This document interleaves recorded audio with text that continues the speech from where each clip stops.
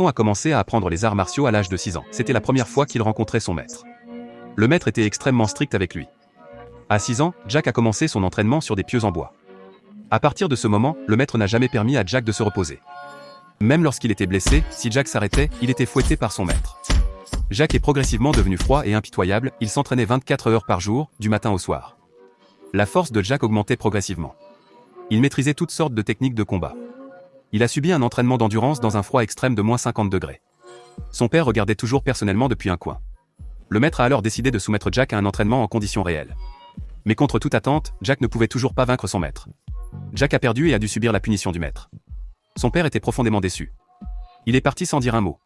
Jack a alors décidé de devenir plus fort. Il voulait à tout prix obtenir la reconnaissance de son père. Alors il s'est concentré entièrement sur un entraînement intense. Puis, il est parti seul pour défier les 8 grandes sectes. Les arts martiaux de Jack devenaient de plus en plus raffinés.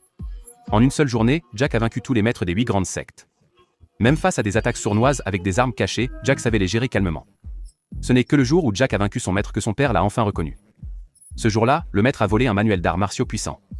Le maître a lancé un poignard.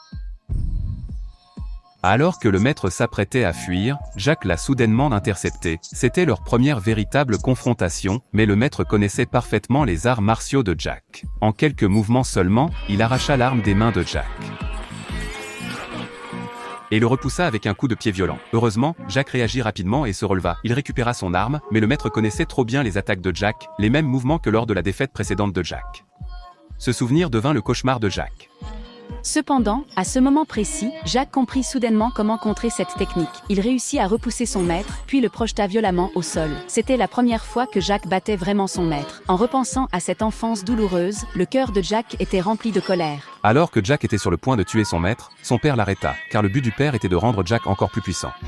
Afin de trouver le manuel d'arts martiaux le plus puissant, le père est allé dans un village mystérieux. On disait que les arts martiaux les plus puissants du monde s'y trouvaient, il se prépara alors à lancer une attaque, mais il ne s'attendait pas à ce que le vieil homme gardant l'entrée se moque de lui, il ignorait que le père vivait déjà depuis plus de 1000 ans.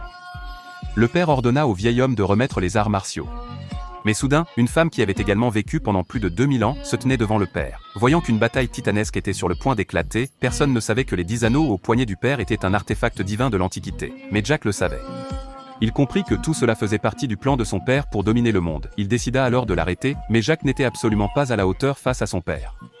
D'un seul coup de poing, il fut projeté au loin, son père le réprimanda, le traitant de lâche.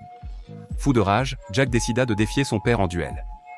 Jack attaqua le premier, mais il n'était toujours pas à la hauteur de son père.